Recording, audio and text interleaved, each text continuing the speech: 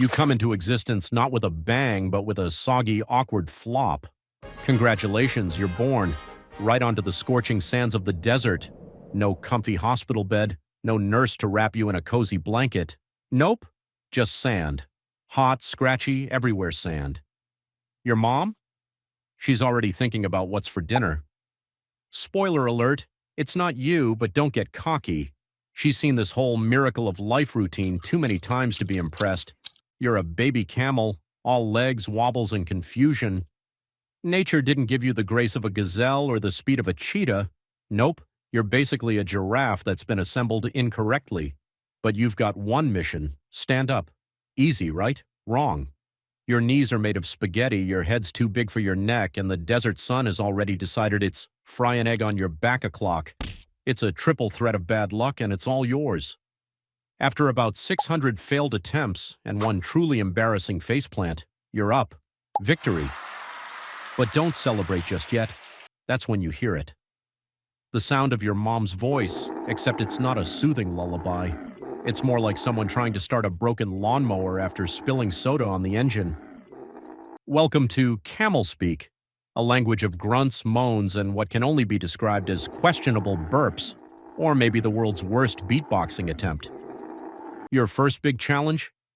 Walking, and unlike baby turtles who've just got to crawl 10 feet to the water, you're expected to hike several miles behind your mom on sand, hot sand. Ever walked barefoot on the beach at noon? Yeah, multiply that by 1,000 and add some cacti for fun. Now toss in a few random rocks just to keep things interesting. This next part? It's the part they don't show you in nature documentaries. Time jump. You're a little older now. Less wobbly, a little cockier. You're figuring things out. You've even got that "I'm too cool for this" teenage attitude. You're strutting around like you've seen it all, but don't get too comfortable because puberty hits like a freight train. That's right. Time for the hump.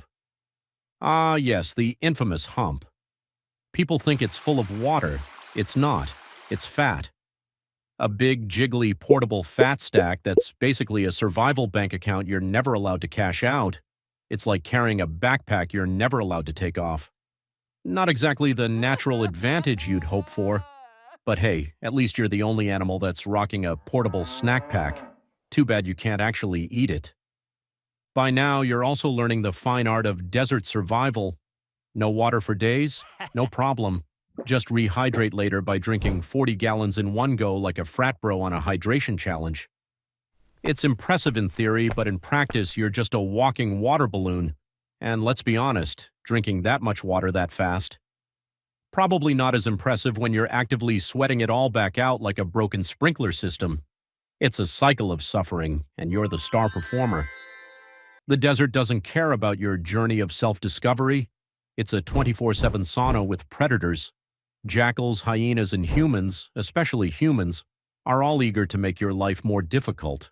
You're not fast enough to run away and definitely not cute enough to be spared. Your only defense? Spitting. Yes, your main power move is launching a glob of half-digested salad at your enemies. It's like nature's version of, take this and leave me alone. But don't think you're some desert ninja. Spitting is about as elegant as sneezing with your mouth full. And it's not like predators are grossed out by it. They're hungry. You're food. So now you're just food with bad table manners. And if you're wondering if spitting ever works, the answer is not really. Most predators just see it as extra seasoning. You're still on the menu, and now you've only succeeded in making them slightly annoyed. Bravo, desert warrior. Fun times, right? Oh, you're feeling confident now. Cute. Here's where it all falls apart. Welcome to adulthood. You're big now, majestic even. People respect you. Oh wait, no, they're strapping cargo to your back. You're officially a beast of burden. No rest, no break.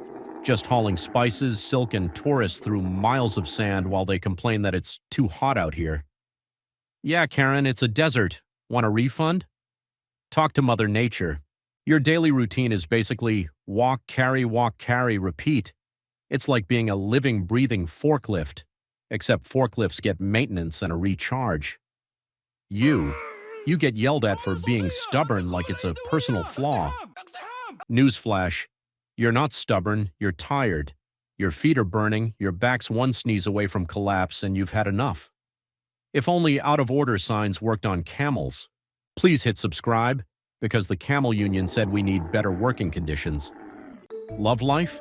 Ha. Mating season is just a big, loud, awkward wrestling match with other males.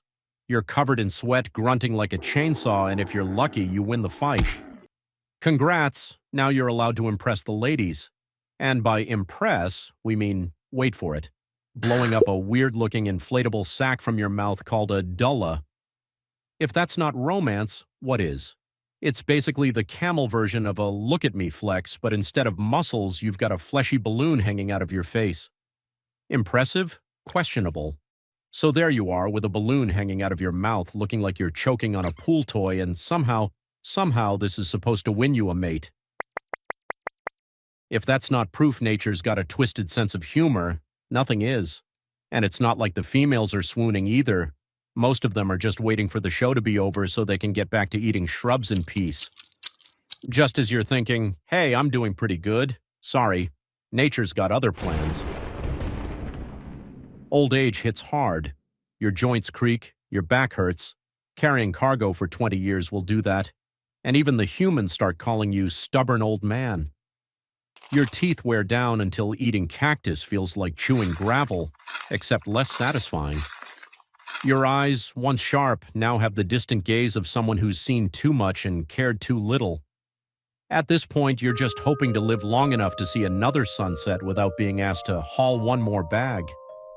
Your final days are a slow fade into the background of the desert you've known your whole life.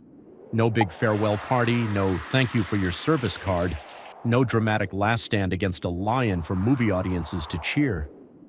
Just one last trek across the dunes until your body finally says, you know what, I'm done. And honestly, can you blame it? After years of unpaid labor, backbreaking loads, and dealing with tourist complaints, clocking out permanently doesn't sound so bad. This is why it sucks to be a camel. From wobbly baby legs to desert delivery boy to grumpy retiree, it's a life of heat, hunger, and endless carrying duties.